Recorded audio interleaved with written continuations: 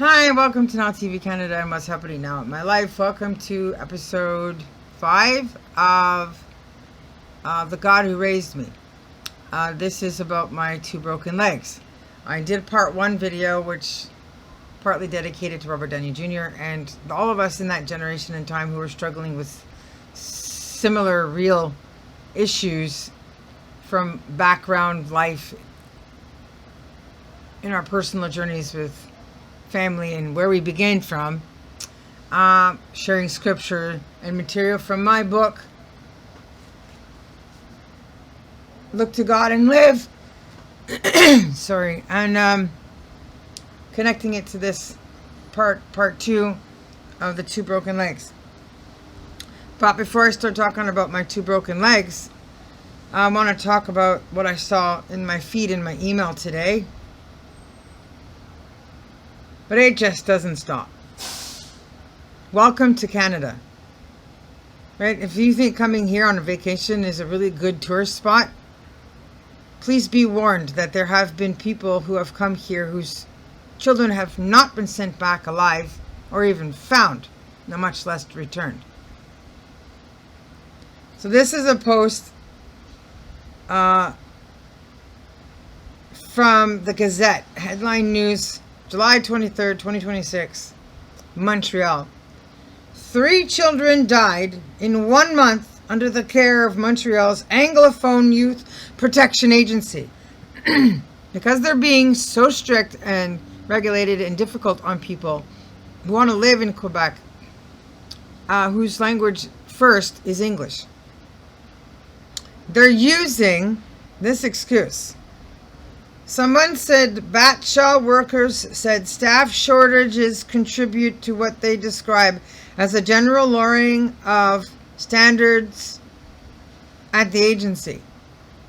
So they're short-staffed.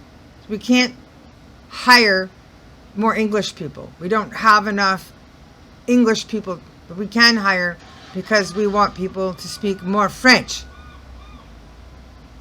We can't hire the French people because they don't speak enough English. So the kids that are in our care, that are obviously English, have died. That is inexcusable. It isn't even close to plausible on how anybody could come up with an excuse around the French and English laws in Quebec, in Canada, as some sort of rational explanation for the death of 3 kids in the system's care. The point is, Canada is dying. And the devil's doing it right in front of our faces, right in front of yours, right in front of the world, and not even hiding it. Nobody's even trying. There's no more ways of sweeping it under the rug because it is just too blatant and too obvious. These children didn't deserve to die, no matter what the circumstance was. Based on the location, based on where they were and who's caring for them. Put your petty issues aside and take care of the kids because it's the right thing to do. Because the children need you to take care of them. This is not about a conflict or struggle on languages or other forms of a person's rights. It's about the fact that these kids came into your care, into the system, already struggling with issues that need to be helped and focused on. So deal with that. But if you have to temporarily hire people with the balanced capacity to manage both languages in a way that everyone's happy with for that time period and dealing with the overflow or the extra amount of kids you've got in your care, then do what is necessary. But you can't pull back on finances, tighten the wallet or the budget because things aren't going the way you want it to, and think it's okay for a few lost lives to take place at the cost of those decisions. Euthanasia, end of life, whatever you call it, end of life, whatever, it's not acceptable. This world of utopia in story worlds, you can't do in real life. And specifically, you can't do that in Canada. Like, it's just not legal, and you can't do it so that nobody sees it after a while when you see the imbalance of how many more of others there are compared to how many more of us there used to be, and what it should still be. Henceforth why I am making these videos and will continue to do so. I was out on the streets so young, 12, starting running around outside in the dark. And luckily for me, I knew God's light and the Holy Spirit and had a certain level of knowledge so that I could see light in the dark, so that I could see special, like having a flashlight. My heart wasn't black. I wasn't blacked out. I did go through a very dark period during the most horrible times of the abuse that traumatized me the worst. And I'll show you guys pictures of what I look like in those episodes. But I want to take a moment to deal with this. And it just happened to be released in the time feed as I'm talking about my 2 broken legs. So, my first broken leg, we're going to go back in time and then come back to 9. I'm going there because there's a picture of it. I want to talk about abuse. Good, bad, and everything in between. So this was the first broken leg. And as you can see, I was a very sweet child, adorable. Nothing wrong with me. I wasn't a rebellious. I wasn't a demigod, a demon. I didn't practice anything evil. I didn't desire to have my life destroyed or taken apart and raised broken. I didn't want to grow up in pieces. I wanted to be a whole. And this is the only picture there is of any evidence of any broken bones, bruising, damage, PTSD. There is nothing else. And I want to show people this. I want you to see that that is all you need to be concerned and worried, to dig deeper, to make phone calls, to come over and investigate. You only need one picture of a child in a situation like that to go, okay, there's a reason to be concerned here. That could be all it is that says, hi, help me. I'm hurting, I'm in trouble, something's not going right. And it doesn't have to be physical violence. It could be a neglect of some other form, which puts a person in a situation that causes this kind of injury. In my case, it's a little bit of a balance of somewhere in between. Like I said, the little tomboyish part of me. My mom, back in those days, you have to understand, there were no seatbelt laws, car seat laws. You could sit in the back of your long bed trucks and drink your little open beers and hang out with your dog, have the windows open, blast your freaking AC/DC, Guns N' Roses, Metallica music, and drive. You get your license within 2 weeks at 16, and you work at Domo gas pump to pay for the gas, and you buy your car, you know, for $75, fix it up, and then put it on the road. And high chairs are in that list of things that were different. And they had these cool chairs. The kids just gravitated to, like a toy. The way whales play in the ocean when they're in a good mood with their dead food. Or the way horses do with balls. And this chair had this legs that fold out. They bend out. They're made out of metal. And then you fold it into the chair and bring it out. And then you climb the chair and the 2 steps to sit in the chair itself. You're supposed to put the steps away or have a table high enough where you push the chair in and the steps are under the table, so they're of no risk or injury or damage to the child unless the kid gets too big and then starts trying to tuck their legs underneath the open section of the top part of the stair. So I would play with the chair up and down the stairs, fold and unfold the thing and get on top. There's probably a few that still exist in the world somewhere, but definitely we've changed to different forms of high chair. But somehow my mom just had a knack of being at the next door neighbors or in the other room or something, just in the kitchen cooking food, making buns, whatever. I had too much freedom, and I climbed that chair one too many times, and it went very, very badly.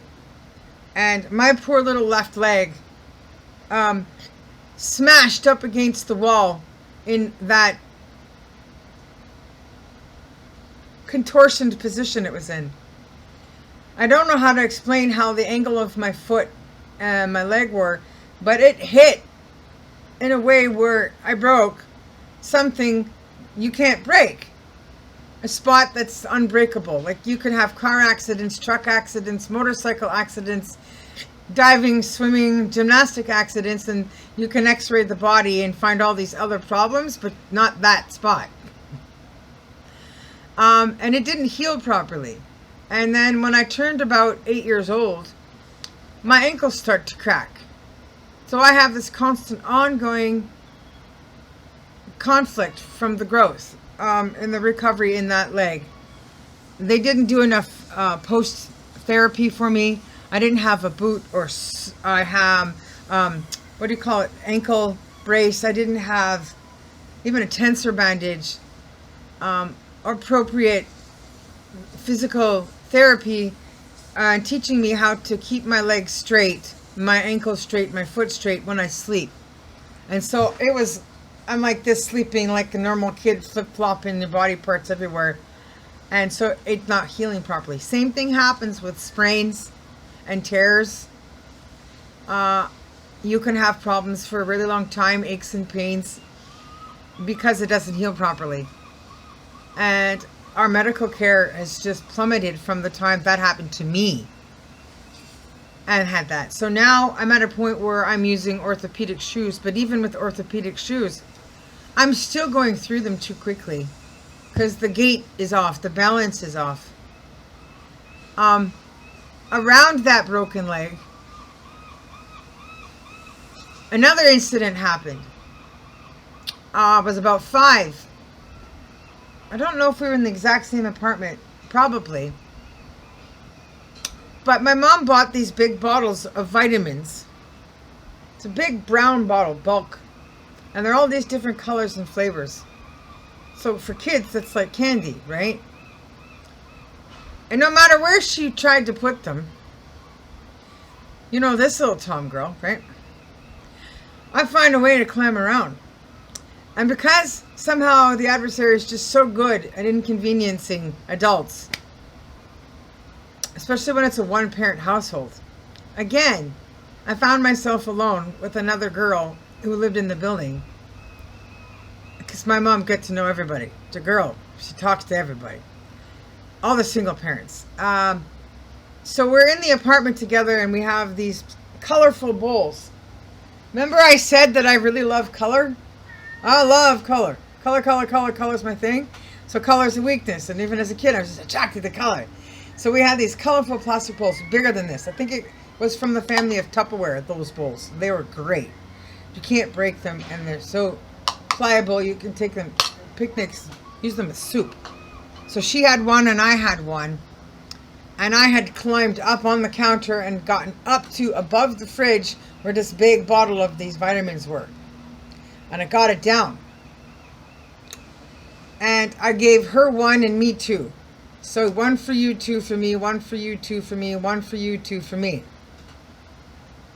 I don't remember if I emptied out the whole brown container, but I can remember there being a lot of different flavored vitamins and different colors in my bowl in comparison to her bowl. Now, she still had a lot, just not a lot, right? If there were some, it was enough that her mom would be upset.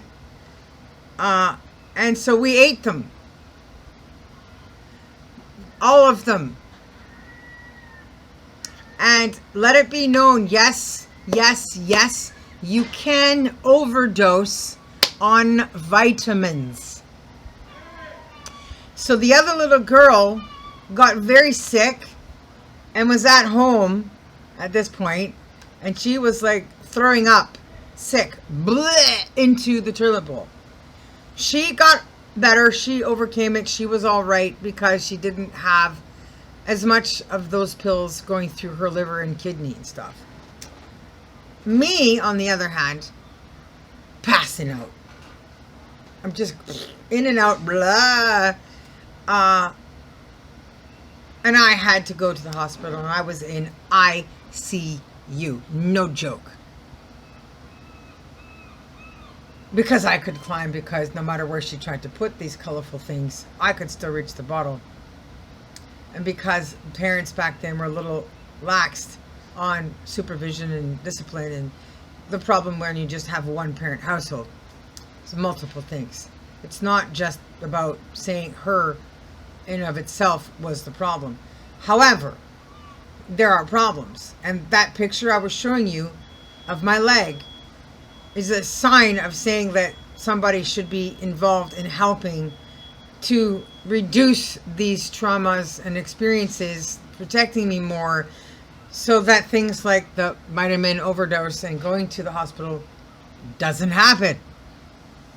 And the reason I'm sharing both of these stories is simply because there's an ongoing pattern in all of this stuff in my life growing up that kept taking place. That no ambulances were being called. Here I have memories of thinking I was being carried out of the building in and out of consciousness. I remember it being nighttime, and I thought I was going into the back of an ambulance. But my mom kept correcting me throughout the history of these things that were happening, saying, no, actually, we just got a car ride with a friend, this, that, and the other thing. And I'm a really good mother. I'm an extremely conservative parent in this regard, where I'm like, whoa, because the ambulance would have been answered to all of these scenarios. But I am not driving my kid in a car if they're internally bleeding to death, or if their liver or kidneys shutting down, whatever. I'm like, dude, you're going in the back of an ambulance, and they'll do this barf bag thing, tube feeding thing, and all the other stuff they're trained to do in the ambulance on the way there, and I'll hold your hand and rub your forehead and console you and do the mom stuff. And so my memories were not right. And so I guess maybe God or the angels sort of had to put a calmness in there, give me a little dream of everything is going to be all right, and giving me this picture that things were going the way it's supposed to go, the way my little brain was understanding emergencies like this should be happening. I did get to the hospital, and I was put in this cold metal, the bed was metal. I was put in this white room. As we know, hospitals are full of lots of white rooms, and there's bright lights, and I was put on this metal bed. And then I guess the vomiting was induced. It was horrific, because I can remember waking up consciously being aware of needing to be expelling what was in me. And there was bowls and bowls of blood and charcoal, black stuff, to getting all the vitamins I had ingested out of me. So it was pretty severe, serious shutdown of my system. Then you're like looking at bowls of blood with the charcoal stuff. So I remember that clear as day. And then I spent like, I don't know, 3-4 days in ICU, and only when I was up again and my blood pressure was normal and everything was working right, and I was talking like a normal kid again, did they look at thinking about letting me go. But my point in this part of the story is that there's still no social workers involved. There's no religious people from the organization of Jehovah's Witnesses, to which I was part of in my younger years. Assemblies that I was going to, Bible studies that I was attending, people that were supposed to be coming to our house, the Bible studies we're supposed to be having. There was no one showing enough concern to go, you know, she can come stay with us for a while during recovery, or get involved in bringing me to their place and then doing something. So here you have a picture of me. This would be me attending an assembly with a black family, which I incidentally have to say are some of the nicest people in my life, in my childhood, that have cared about me. I so black, I'm white, or so white, so black, and I just can't help that. Looks like a relative to Denzel Washington. It's just so cool. Heart Condition, my favorite movies. And then you got another one of me. And this is in the same building as me. And I'm holding her hand, and I'm the one holding the gun. The water pistol. They were the coolest water pistols in the day. I loved those things. But there's a symptom going on here. There's a sign. There's an urgency in that message of me holding this water pistol as a white girl in Winnipeg, Manitoba, Canada in 1979. It is ironically at the worst time in Black history, or America street history. I was right on the money for holding that thing. 79, 80, 81, whatever the years I played with it and had it symbolically. Jenny's got a gun. And how not right that is. That it's me. That I'm the one that's like, I need help. But I'm the one that needs to be rescued. I'm the one that needs how to learn how to use these things. Self-defense. Secret symbols of help me, signs with the hand and whistle. Teach me how to scream and say the answer no, and stuff. And those other kids grew up and had a fine life. They went on to get educations, jobs, and life is good. No problems. But I don't like it when people try to say that they're perfect, they make no mistakes and do nothing wrong. And that's going to lead into another episode. And the next one's called Walter's Belt, who is an elder, or was an elder, at that time in his life when he was alive, at one of the congregations I attended as a child. Continuing with the story of right and wrong ways of disciplining when it isn't needed with children like this. Right? I just want to share my little Michael Jackson fake cheap jacket and glove picture. It was made John Schneider. It made Dukes of Hazzard. Though the show would have continued. He could have picked up on the show if he could have reached me on a father's daughter. But you swear it switched at birth. I bet I got the wrong kids. I Michael would laugh because it's such a cheap jacket and the glove, right? No, you got all these people are like, no, it's not right, it's not right, it's not right, because it's so cheap. Can't have the real thing, real glove, real jacket. I don't care, I was so proud and happy to have had that. It was just through the roof. Thriller, I'm just so good. So, I also had like a fake Cabbage Patch doll. Like, it was that kind of poor. So it's that kind of relatable to the people in New York, for instance, where I have been and I've seen. So I fit in New York, no problem, by the time I was that age. But nobody took me out. Nobody took me away for the weekend. Nobody gave me any kind of respite or relief from these ongoing things in these struggling environments of townhouse housing, single mom welfare, mother's allowance world of struggles. Kids are bad and can be bad to each other, not just bad, period, by misbehaving around adults. I just read a story about bad children being allowed to be mauled by a bear. A bear was sent to maul these bad children. I really do think it was in the scripture somewhere. When the presence of the Lord was aware that these children were bad and sent a bear, and the bear mauled 43 of these children. Just to show you how sometimes you really do need to throw the book at them.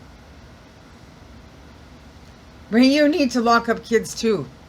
Put them into places where they need to get therapy and treatment for many years to break out of that cycle, to get them to be better before they can be safely returned to living in our society. And we need to talk more about that kind of stuff. But the reason I collected these pictures for today is I want to show you guys how young I was, how little I was. But basically that was the only little time in my life that I had any innocence or virtue, where I wasn't being attacked physically, no broken bones, no vajiji damage, where I could pretend that life was good for a few years. But I want you guys to also see how attached to that God I've been, how close to him I am, and how close he is to me, and how much love there was between us. But I've never not known Jehovah. I've never not known God.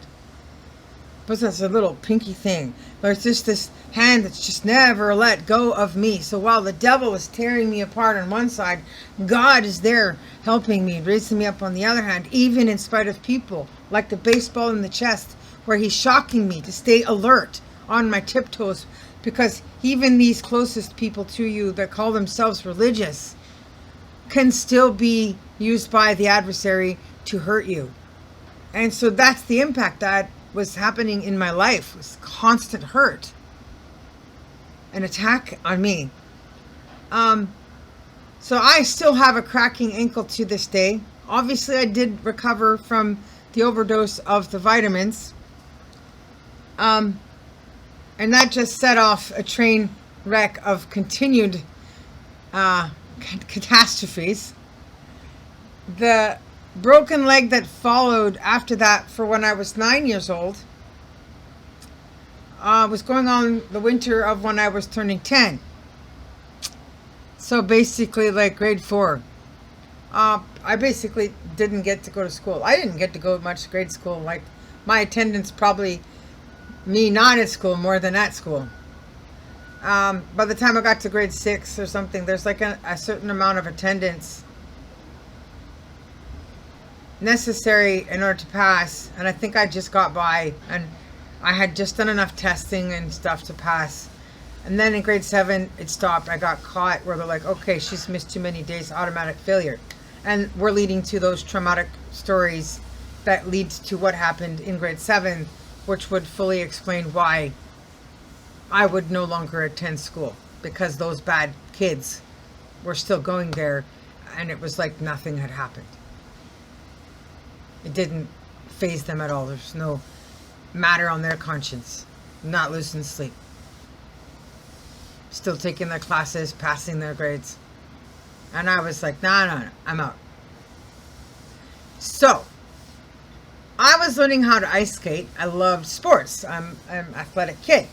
Swimming and diving and synchronizing and riding bikes when I could. But my asthma was not good with bikes. I could not last for long. Go very far, and I couldn't do a lot of running. I could in the early years a little bit. I've won some ribbons at those backyard, schoolyard, track and field stuff. So I have a few good memories. And skating is one of my things because I love winter. I love all 4 seasons. I love snow, sledding, tobogganing, dog sleds, hay rides. I don't think I've experienced everything, but I still love all that stuff. And so I was just learning how to skate, and I was really happy and excited because I was doing really good. My mom had found this old green ice skating outfit that she had had from her childhood, from when she was young, and I happened to actually fit it. At that point, I was physically big enough and just the right size to fit that outfit that she had had probably when she was older than I was when she wore it. She's small, so she would have had to have been like much older to have fit it. And so I was out there skating in this little green skating dress. And it's after hours, dark outside, in the backyard of the school, at the schoolyard ice rink. And my friend with me was like, okay, it's too dark now. I'm hungry. I want to go home, be with my mom, watch cable television, and eat. I think it was even a school night. So much for getting to school the next day. I was just cold. And I had no common sense. I was so excited because I was just learning to twirl and jump and twirl and twist around, and that pretty little feeling in the dress you get. I wanted more of it. And it's so cold, I'm like, well, I don't want to get undressed, take the skates off, walk back, put on warmer clothes, and then come back. So I walked home in the skates. I got home in one piece, got undressed, layered up in sweatpants and all this other stuff, and then told her I want to go back out. And I guess in her head that we're still early enough, it wasn't bedtime yet. All right, go. She didn't get dressed up and waddle out with me into the snow and the cold. I got all the skates back on, And I decided to go back in the skates since I made it there. I never made it back to the ice rink. And what happened was so traumatizing that life around ice has never been the same for me. But that's why I read all that scripture stuff to you in the first video. So that you can understand what was happening in my life as I was growing up with that God. So that I would have a complete understanding in my having to have faith and trust in Him to provide and care for me. But there's this catwalk where you go in between the houses that are in that suburban neighborhood in St. James that I lived in. And that catwalk takes you into the field where the school is in the back, with the playground and stuff we did, the snowy stuff we did, the snowshoe stuff, and all of it's there. Baseball field, ice rink. And I stepped up on black ice.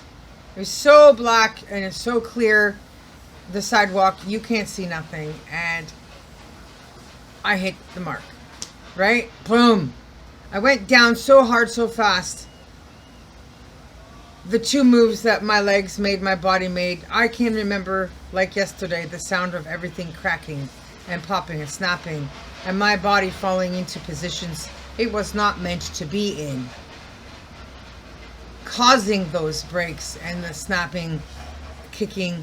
So I fell down on my knees, and then I fell back on my body, on my back, right on the ground.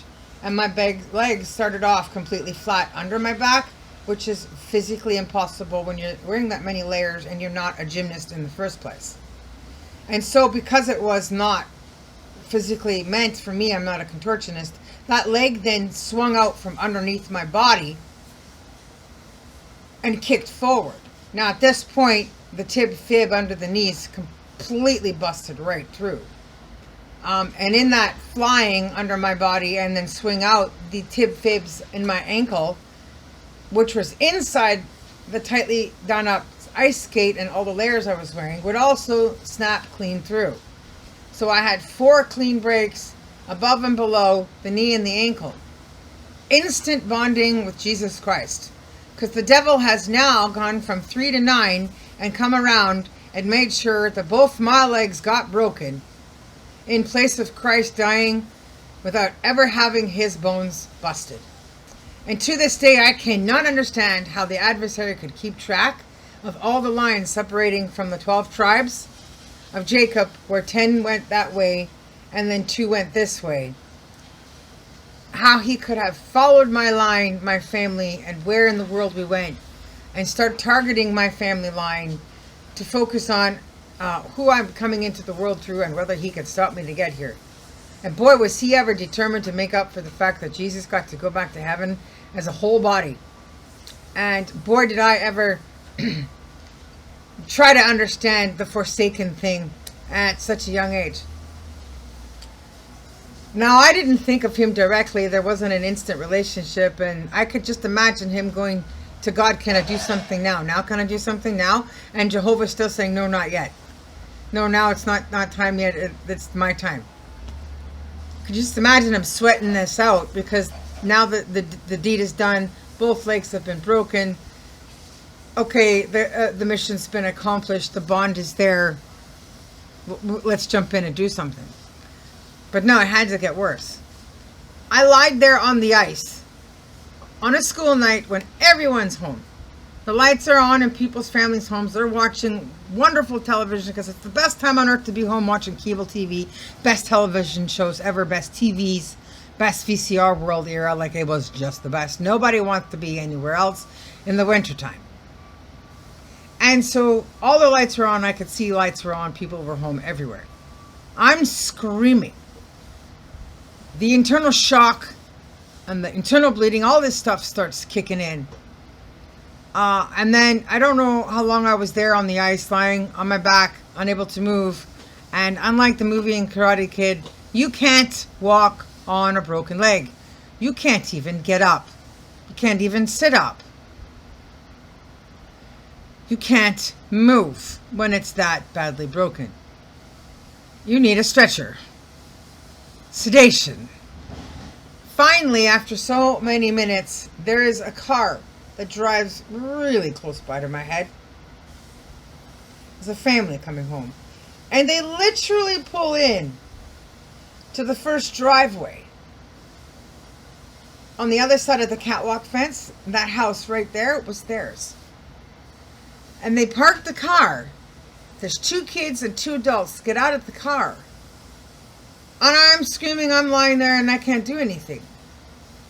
And nobody comes over and asks me, can we help? Kids don't say anything. Hey, there's a kid crying. She's screaming, there's something wrong. Mom, Dad, you should help. They actually all go inside the house. They just left me there. Screaming, crying, needing help, asking somebody to call 911. Never in this whole time did I ever ask anybody to call my mom. Please get my mom. I want my mom. I need my mom. She's not a doctor. She's not a hospital. She doesn't have a driver's license. She doesn't own a car. She's not an EMS professional. All I want is an ambulance. Now remember, my wanting an ambulance has to do with the fact that classically throughout history, she never called an ambulance for me.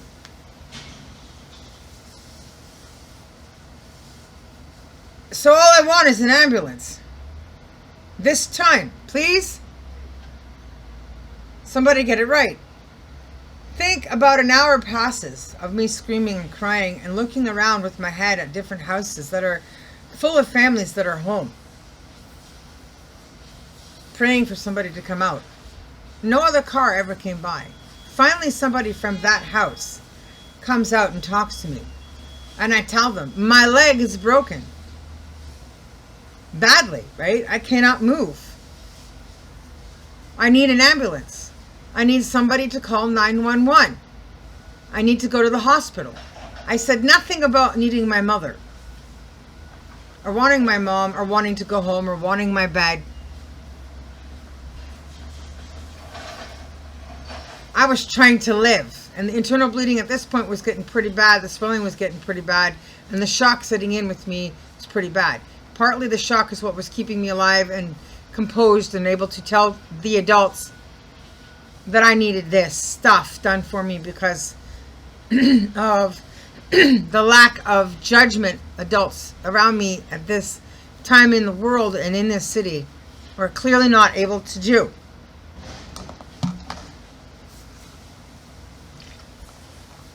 So somehow she asks me for the phone number to my mom, to the home, the apartment, and decides, instead of calling 911 first, I'm going to call your mom first, let her know what's happening. She get the operator to cut off the call. My mom was on the phone that's on the wall. Ugh, I missed phones. With the long cords, when you can walk around in different parts of your room with this extension cord that allows you to talk on the phone while you're walking around in your apartment. She's talking on the phone with her bestie at the time, who lives literally downstairs in the same building.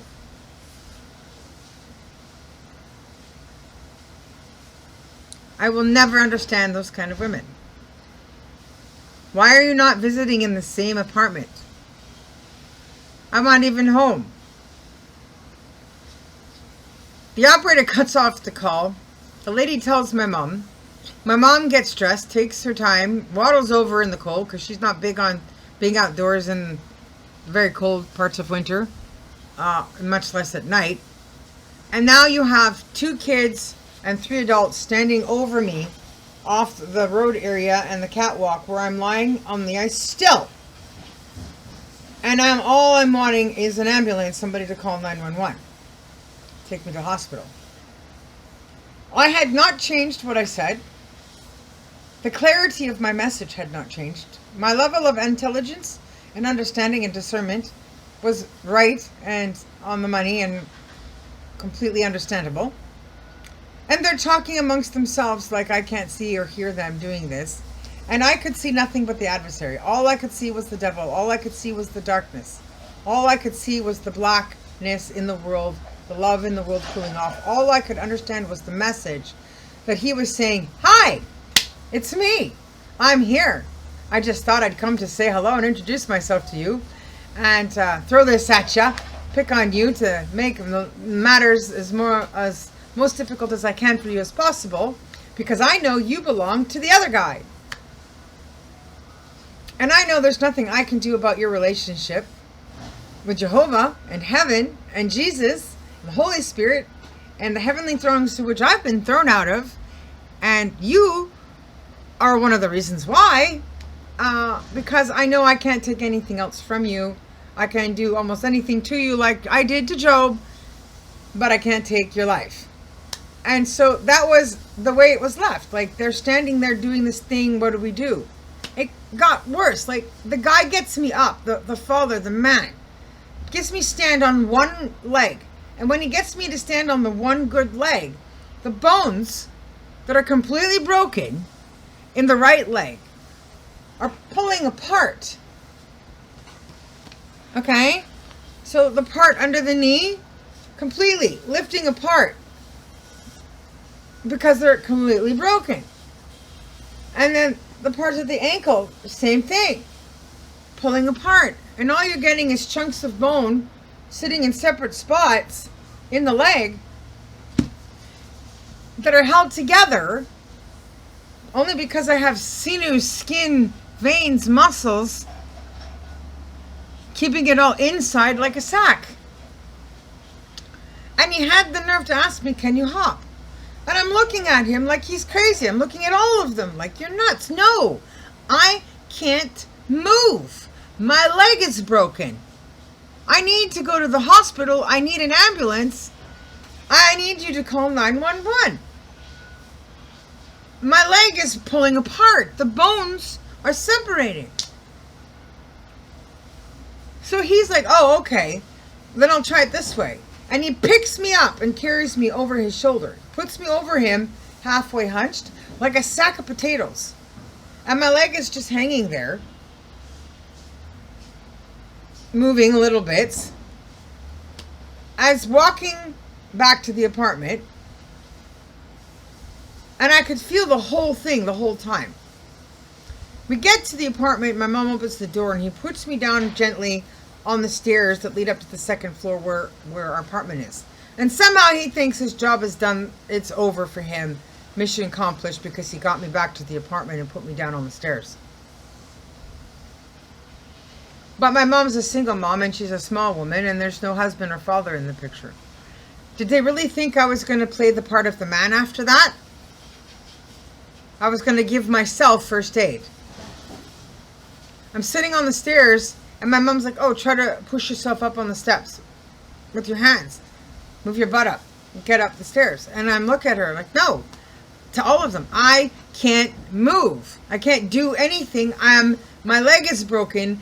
It's hanging in pieces inside my clothes and my skin and my muscles. And anytime I try to move, it moves the broken bones in my leg. It's too much pain. And there's no way of getting to the apartment. If my butt had managed to climb up the stairs, one stair at a time, butt cheek up the stair, butt cheek lift kind of thing. Right? I can't drag myself down the carpet with the leg pulling apart, pulling apart, pulling apart, pulling apart, while I'm pulling myself into the apartment. And there's no way of getting onto a bed anywhere. Anyway, the guy didn't leave yet. They were still there. So she had made another plan. My mom's friend, Joyce Turek, had taken her daughter, Rachel, somewhere else.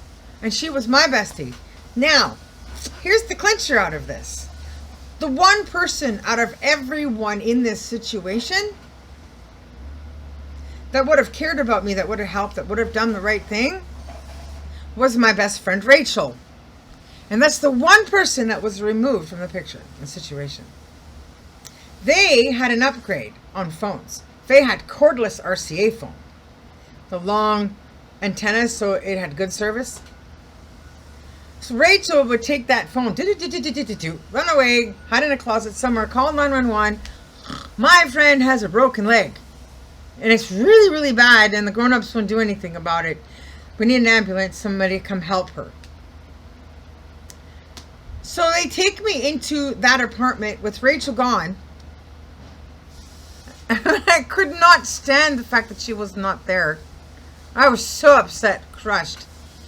And Joyce has the man put me down on Rachel's bed, where I was left in the dark, fully dressed, straight as an arrow, and my leg could finally stop being moved, and closed the door. So the guy left. I never saw that family ever again. That was the end of that. My mom comes in a little bit later, not that long later, to unloosen my stuff because it's hot now. I got to take the cat coats off for this, that, the other thing. Loosen the skates because the swelling is going to get worse. I don't think she was even able to get the skate off because it was so bad that it was acting as a brace, keeping the skate on and keeping the clothing in place to keep the leg from getting so twisted that you have to surgically go in, straighten the leg, and put in pins and all kinds of other weird things to fix the leg. So I was grateful enough to have the common sense to tell her, leave me alone, don't touch anything outside of loosening the shoelaces and stuff. I left those snow pants and sweatpants on. And she left the room, and she went back to visiting with her friend in the dining room in the apartment. Remember how I said they were on the phone, same building, different apartments? Now they're not. Now they are in the same apartment without my bestie there. And they're sitting at the dining room table, drinking their beer and talking. And Joyce could really drink, and her and her sister could drink, and my mom is just not a drinker. I have a hard time. Can't keep up with that kind of drinking. That's another story. How I got my first beer. So, anyway, with Rachel, who did not take hers. But anyways, in that darkened room, which is a poem I have written, by the way. I wrote one. I felt the presence of heaven. I could feel Jehovah come into the room. Like he just encompassed the whole room in the darkness. Right into the building. And I could feel it from the bottom of my foot. But his power, to take life, give life. It's like this nostril of breath. It consumed me, overtake me. And from the time that started at the bottom of my foot, my body, all the way to the top of me, by the time he had gotten over my head, like that, Jehovah had put me out, knocked me right out, put me to sleep. I was just done, gone. Because he knew it was going to be a long night. And the internal bleeding and the shock would have just continued to get worse if I had stayed awake. And so the best thing and the quickest and the fastest solution to slowing everything down was putting me to sleep. I literally slept there all night, and it wasn't until the next day when the sun came up that an ambulance was finally called. I don't actually remember that trip in the ambulance. I remember the hospital. I know which one it was. It's probably still there on the hill. And I remember being in the room with the results from the x-ray. And I remember the position they put my leg in the room when they wanted to x-ray me. And I remember being this young 9-year-old still thinking even then that these are supposed to be doctors, nurses. I'm still stupid. Literally, they did not care that my leg was actually broken. And they wanted me to bend my knee and my leg like this over some, it's kind of like a block like this. So you have one part of the leg that's leaning over it this way, and the other part of the leg that's leaning over the thingy this way, so they can get a clear shot of it at the top in the x-ray. And I'm freaking out, screaming, I don't want to bend my leg. I don't want to put my leg over that thing. I don't want to do this because I know my leg is broken. And I'm like, my leg is broken. I don't want to do that. It's going to hurt. It's bad. You're not helping anything.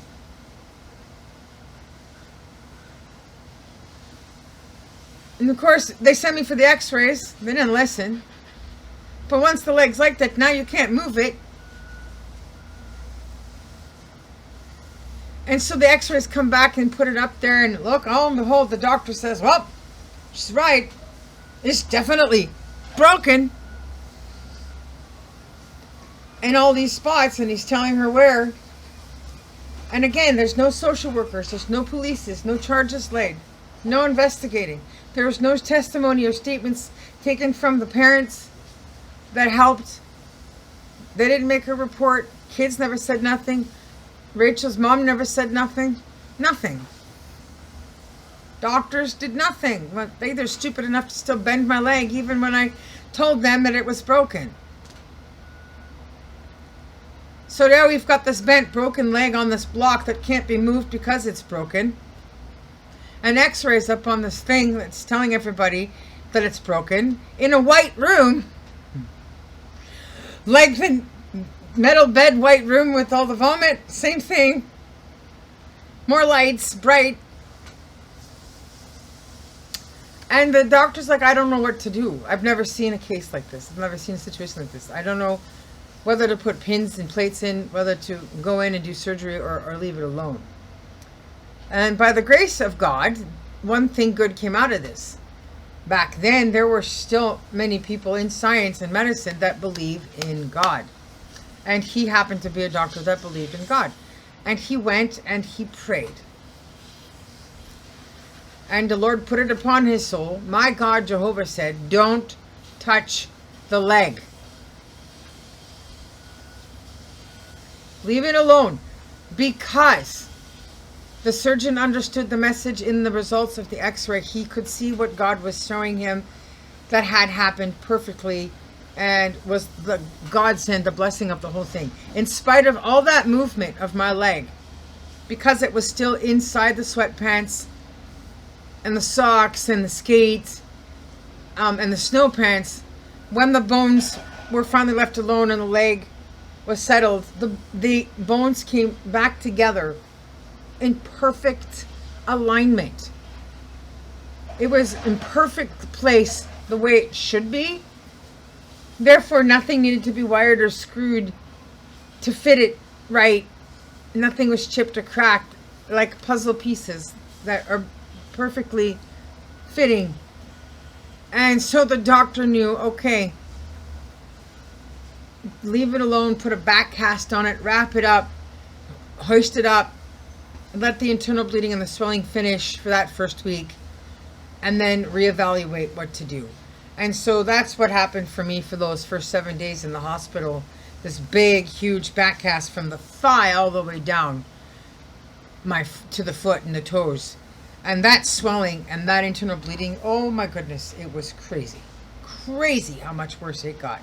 The coloring, the changes that took place. Unreal. Unreal. I don't remember how long I was there, but because it was such a big cast, it was the whole leg. It was so bad.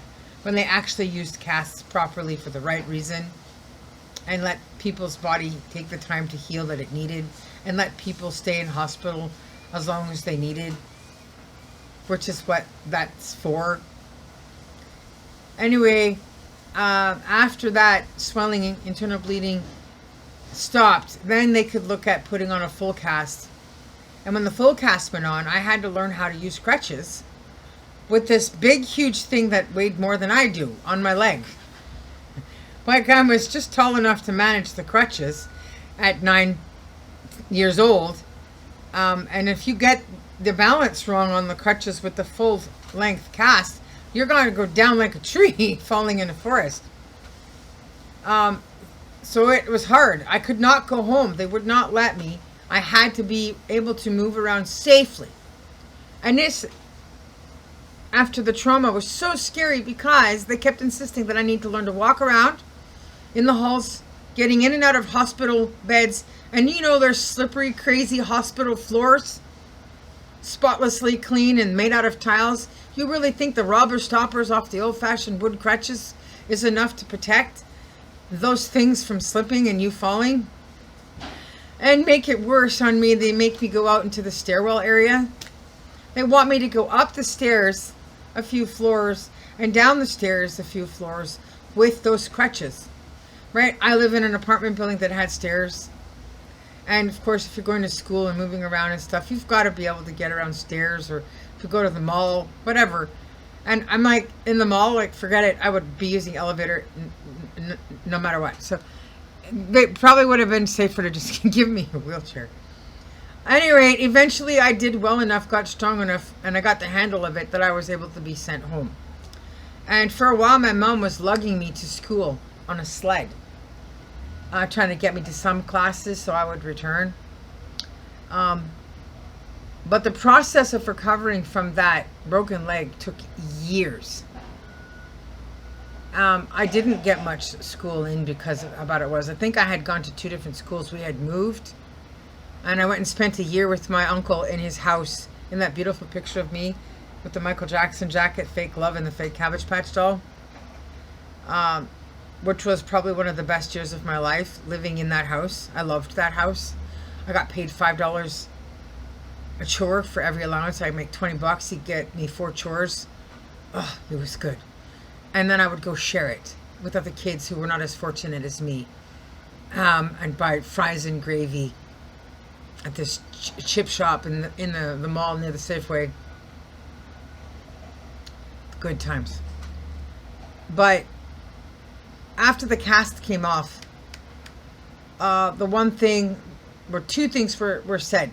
One, I had to go to the chiropractor. The doctors are like completely adamant it's absolutely necessary because I didn't put any surgical pieces in there. You must take her to the chiropractor 3 times a week for an entire year. And then put her back in swimming lessons. So I think she put me back in swimming lessons like literally a week after the cast was off, to build muscle strength and build up the core of the size of my leg and all that stuff. And she did dutifully do this. She took me to the chiropractor 3 times a week. And she's not somebody that listens like that. I mean, she will just sort of hear you, and then maybe for a while it'll start off that way, and then she'll just go on to being herself and make her own decisions about things. That's just who she is. But she listened and realized that it was serious and got it right. They said I would never walk normal again. And I cannot tell you the angle. I can't show you what it was like when I was first walking again after the cast came off. But my idea, my legs feeling of what straight was versus what was straight was very crooked. When my ankle and my foot was jutting out this way and I'm walking, because that's what feels straight. Because you have to understand the experience of what was happening with those bones when the legs was flopping around. So that's the present tense of what was happening in the trauma, the post-traumatic trauma, the muscle memory of the experience. I had to force my foot. I had to tell my brain, to tell my body, to tell my leg to walk straight. And I had to keep doing that over and over again to get the foot to walk straight so I could walk with both my legs. So because of broken bones for both legs, it became necessary that my gait was out and my height growth was stunted. I have to have orthopedic footwear. But even they're not working well. Even when you're using insoles, you still go through the shoes. But I'm better off just buying my Champion shoes for $100 and living through those every 6 months, or having 2 pairs at a time. But this orthopedic world is not working right. And so to this day, I still don't have any extra orthopedic care. I do have compression socks. But it took a total of 3 years for me to be able to walk as normal as I could and ride a bicycle again. I cannot tell you, I'm going to end on this. I cannot tell you the elation and the excitement in me as a 12-year-old kid. The first time I could pedal a BMX bicycle, pedal, full rotation, without pain. No more pain. in my right leg, no more pain in my knee. It stopped hurting because I kept trying and kept practicing, kept working out all the sports and the things I like to do. Finally, I could ride a bicycle and it didn't hurt. And I survived. I recovered through that bicycle. That period of hardship of how long it takes to get over something damaged as badly as that, till it doesn't hurt again. And so now I do walk pretty much normal, but you still probably look at me and still think, oh, well, she comes from the hard knock life neighborhoods, right? So you can do that whole thug thing, right? Boom, boom, boom. She's tough and strong. Oh, don't want to mess with her. Which is a compliment. I don't mind if people look at me walking and see that, because that's like, what do you call it? An honor badge, and it's also a way to keep me safe, right? So nobody's going to mess with somebody who's been hurt like that. So that's what I want to share with you guys, is that that was the one time the ambulance was called. But it wasn't until the next day, which again is the wrong answer. And so I'm a budding Christian, right? Always growing closer to God as these things kept happening. The adversary trying to make me turn away from God, believing in God, closing the book on God, was only making things worse and driving me further away from Him and making me dislike Him even more, because He was making it so obvious and clear that it was Him, because God doesn't do that. He wouldn't do that to people He loves and cares for. And I was so upset and confused because I didn't understand why God was allowing this constant suffering, forsakenness happening to me. But in the scriptures I shared with you today, from my Look to God and Live book, I shared with you about prayer and the sin in the body of Christ that we all share, and what's happening, and how we are doing our part and what we gain from that, and how that helped God in raising me up to be more than I could be in the army, more than what others were trying to suggest or say the world was saying that I was worth, because I was worth so much more, and they weren't going to give up on me. God and Jesus were fighting for me, for my soul. And so I had to be allowed to go through some of this stuff so that I would understand it was not them, and so that I could grow closer and bond stronger to them. And that has totally rebirthed my mind today as an adult. I have been renewed and reborn in the gospel, and I am grateful that they never gave up and didn't quit to turn me into the person that's able to do this with you guys now, make these confessions, and hope that it helps others. So in short, what I'm saying is, if you're in bad situations, intergenerational traumas, around people that say they're your friends and want to do something for you, but what they do isn't good, and you know it's not good, don't stay in those situations. Get out, cut them out.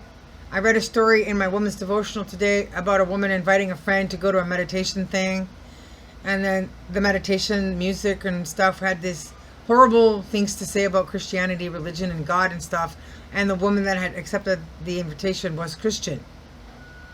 And I'm going to tell you right now, if that was happening to me, I'm up and out. Boof. I'm not listening to anybody. Damn my God, my Jesus, my powers of freedom to choose what I know is right. I'm out. And she had admitted that she had suffered through the whole thing, and then she had prayed to herself throughout the whole thing to get through it, and then went home and then repented about it, and then she wrote a story about it. So if you're in those situations, understand you don't have to stay in that. There are places to go, and there's people you can go find. The Church of Jesus Christ of Latter-day Saints, the buildings are open quite often. There's people around. You can go there. There's signs outside that everyone is welcome. And no matter how you are, you can attend these meetings. We will come and sit with you, console you, listen to you, tell you who we are, introduce ourselves to you, and we will be there to listen to what you have to say. We have 12-step programs and self-help programs, resource programs to get you on the right path foot-wise And then, of course, there's lots of shelters and other things for emergency situations and abusive situations. But just know that abuse does not just entail in domestic violence only. This is not a husband and wife thing. It's an everybody thing. Young, old alike, family or not family. And the only way to stop it is by talking about it and dealing with it. So I will not stop talking about the bad things about the devil and that he is the bad person, and sharing how I survived that, and that I'm a good person, and that I'm happy that it's made me this good of a person. And that I will continue to testify and how grateful I am that the opposite of what he was trying to do is what became of me, because of the gifts God gave me from birth, and that was stronger and more powerful and able to outweigh anything that the adversary or his evil powers could have or do against me. So on that note, I'm going to now go and swim with the whales, the orcas, whatever. I'm going to go out into the ocean and relax and have a good afternoon, because I got this done for you guys. And I will come back and talk more about the cycle of abuse and Walter's belt in episode 6. And share some other poems. I do have stuff about the broken leg. Maybe I'll share it in an individual clip. I don't remember which book it's in. And because it's so long of a video already, I don't think I want to try. See, I wasn't meant to. Look it up and say goodbye.